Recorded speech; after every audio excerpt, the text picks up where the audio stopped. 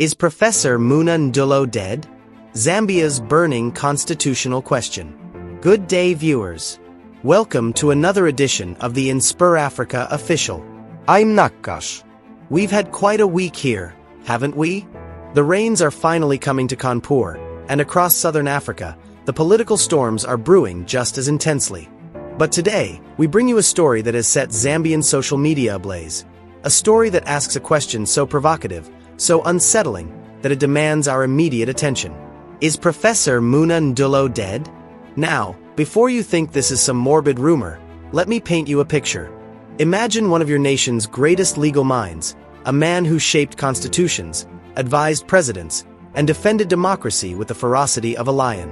A scholar whose voice once thundered through the halls of power, calling out injustice regardless of who sat in State House. A man who the United Nations trusted to advise on civil society matters, who Cornell University honored as a William Nelson Cromwell professor. Silent when the Constitution he helped craft is under assault. Silent when the very principles he spent decades defending are being systematically dismantled. Silent when President Hakainde Hichilema pushes Bill 7, a constitutional amendment that critics say mirrors the authoritarian Bill 10 that Zambians rejected under Edgar Lungu. Silent when the Constitutional Court declares that bill unconstitutional. Silent when a technical committee emerges to resurrect what the courts had buried. Where is Professor Muna Ndulo? Why has he abandoned the people at their hour of greatest need? Has age silenced him? Has power bought him? Or worse, has something happened to him that we don't know about? In a nation where the Constitution hangs in the balance, where democracy itself trembles on the edge of a precipice, one question burns through Lusaka's streets, through WhatsApp groups, through the conscience of every Zambian who remembers when this legal giant stood for something. Professor Muna Ndulo, are you alive? And if you are, why have you forsaken us? The revelation came to light on October 18, 2025, when prominent lawyer Linda Kasonda posted on X, formerly Twitter, what appeared to be Professor Ndulo's opinion on constitutional technical committees. Zambians, desperate for guidance from their legal luminary, rushed to read what they hoped would be Ndulo's intervention in the raging Bill 7 controversy. But disappointment awaited them. The document Kasonda shared wasn't a fresh statement at all. It was a general policy paper written in January 2024, 9 months before Bill 7 was even conceived, before Hichilema had shown his hand. This triggered something extraordinary. Journalist Oswald Bwali, writing for the mass newspaper, published a scathing open letter that would go viral across Zambian digital spaces. The article, titled, "Is Professor Muna Ndulo dead?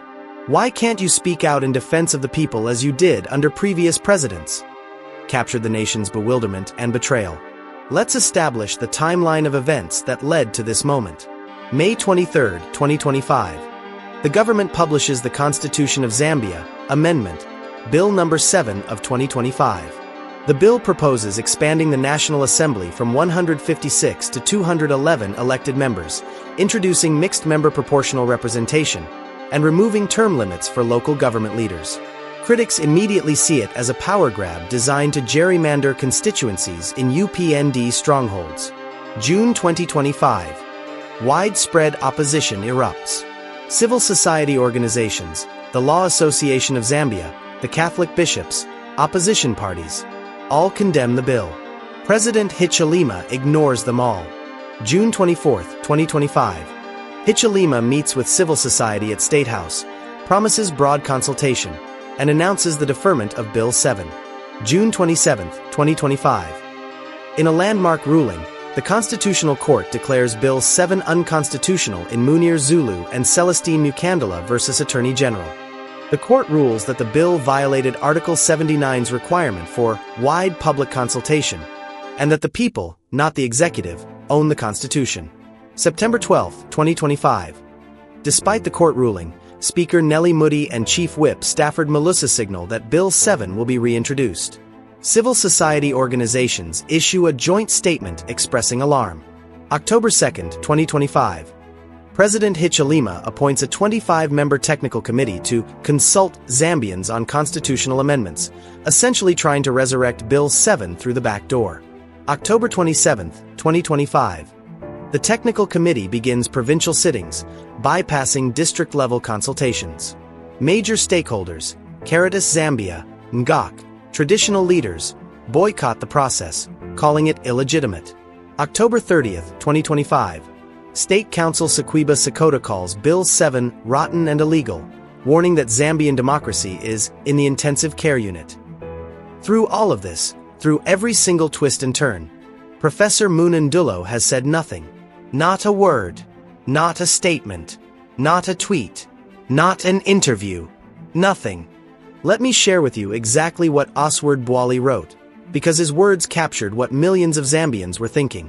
So many people have wondered why Professor Muna Ndulo, one of Zambia's greatest legal minds, has not said a word about the ongoing attempts by President Hichilema to force changes to the Constitution of Zambia before the next election. Bwali continues with a litany of silence. First came Bill 7 and its bad proposals that reminded us of Edgar Lungu and the PF's infamous Bill 10. Nearly everyone outside the UPND condemned the bill. Professor Ndulo said nothing. Next came the Constitutional Court judgment that outlawed the process that led to the creation of Bill 7. Defenders of the Constitution hailed the verdict and praised the judges for their show of rare courage to rule against the executive. Professor Ndulo said nothing. Then came Hichilema's decision to appoint a technical committee to consult Zambians on whether they support his proposals in Bill 7 or not. Nearly everyone outside the UPND has questioned the legality of the committee and condemned the president's attempt to reintroduce Bill 7 using the back door. Professor Ndulo said nothing. The journalist's frustration peaks in this direct address. Professor Muna Ndulo, where are you? I know we are all mortal, but there have been no reports of your death, so I assume you are still alive and well. Why do you continue to keep quiet when Hichilema is violating the very principles that you defended in your policy brief, when the president is trying to rape the Constitution of Zambia before the next election? And then, the most cutting question of all. Why can't you speak out in defense of the people as you did under previous presidents? If you are now too old and are retired from public commentary, please let us know so that we excuse you.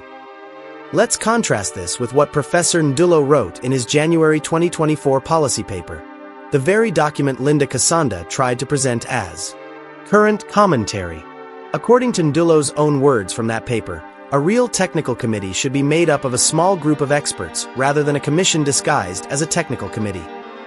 He warned against exactly what Hichilema would later do, noting lessons Zambia should learn from previous constitutional review commissions and the technical committee of 2011. The irony is devastating. Professor Ndulo, writing academically in January 2024, laid out the precise blueprint for proper constitutional reform. Yet when President Hichilema violated every principle Ndulo had outlined, the professor retreated into silence. Other voices have not remained silent. State Council Sequiba Sekota, speaking just days ago, declared, "The government is trying to strong-arm Zambians into accepting a constitutional amendment that is rotten and illegal." Sekota warned that Zambian democracy is now in the intensive care unit. Dr. Fred Membe, leader of the Socialist Party, issued his own statement. Bill 7 demonstrated arrogance and rigidity. The bill had already caused deep societal fractures and lacked the inclusivity required of any constitutional change. Membe emphasized, true leadership lay in listening to the people. The time for national healing was now, and that forceful political impositions would only deepen the country's challenges. Harry Kalaba of the Citizens First Party stated just yesterday, the technical committee's approach goes against the spirit and guidance of the Constitutional Court, which previously ruled that the process leading to Bill 7 was unconstitutional due to inadequate consultation. Kalaba noted the absurdity. Even more alarming is that the committee continues to conduct its business in English without translation services and insists on written submissions. This effectively excludes a vast number of Zambians who cannot read or write English. The Law Association of Zambia issued a statement declaring Bill 7 null and void ab initio, meaning it was never legal from the beginning. LAZ President Lungisani Zulu stated unequivocally, "The Constitution belongs to the people, not the executive or legislature. They are empowered to represent the people, in other words, to act for and on people's behalf and not to replace them." Even the Constitutional Court's majority judgment in the Muna Ndulo case contained language that seemed written for Professor Ndulo to cite. The court held that the people, not the executive or legislature, are the principal owners of the Constitution and must drive any amendment process. But from Professor Muna Ndulo? Silence. Absolute, deafening, unexplained silence. To understand the magnitude of Professor Ndulo's silence, we must first understand who he is, or who he was. Professor Muna Ndulo is not just any academic. He holds the prestigious William Nelson Cromwell Professor of International and Comparative Law position at Cornell Law School. He's Honorary Professor at the University of Cape Town, Extraordinary Professor at the University of the Free State and the University of the Western Cape in South Africa. He was formerly Professor of Law and Dean at the University of Zambia. His credentials are staggering. 19 books published, 29 book chapters, over 120 articles in academic journals. He served as arbitrator on International Chamber of Commerce cases. He's shaped constitutions across Africa. The United Nations Secretary-General appointed him to the Civil Society Advisory Board. In 2022, UNZA, the Law Association of Zambia, and SAPAR held a conference in his honor, launching a book titled An Intellectual Giant, Essays in Honor of Muna Ndulo. Most relevantly, Professor Ndulo founded the Southern African Institute for Policy and Research, SAPAR, an institution dedicated to promoting good governance, constitutionalism, and the rule of law. This is a man who built his entire reputation on defending constitutional principles. A man who fearlessly challenged power under previous administrations. So what explains his silence now? Several theories have emerged. Theory 1. Age and retirement. Professor Ndulo is in his 70s. Perhaps, as Oswald Bwali suggested, he has simply retired from public commentary. If so, many Zambians argue, he owes the nation a clear statement to that effect. The country deserves to know whether its legal giant has hung up his sword. Theory 2. Political alignment. Some cynics whisper that Professor Ndulo's silence indicates political capture. After all, President Hichilema came to power promising a new dawn. Perhaps Ndulo, like many intellectuals, initially supported this vision and now finds himself compromised. But this theory struggles against Ndulo's lifetime of independence. Theory 3. Strategic calculation.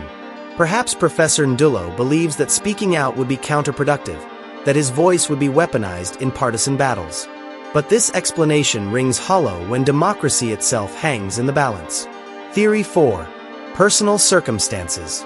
Could something personal, health, family, other commitments, explain his absence? If so, surely someone close to him would have clarified this by now. The broader implications of Ndulo's silence extend far beyond one man's choices. Institutional credibility at stake. SAPAR, the institution Ndulo founded, has also been largely absent from the Bill 7 debate. If the founder won't speak, how can the institution maintain credibility as a defender of constitutionalism? The intellectual class on trial.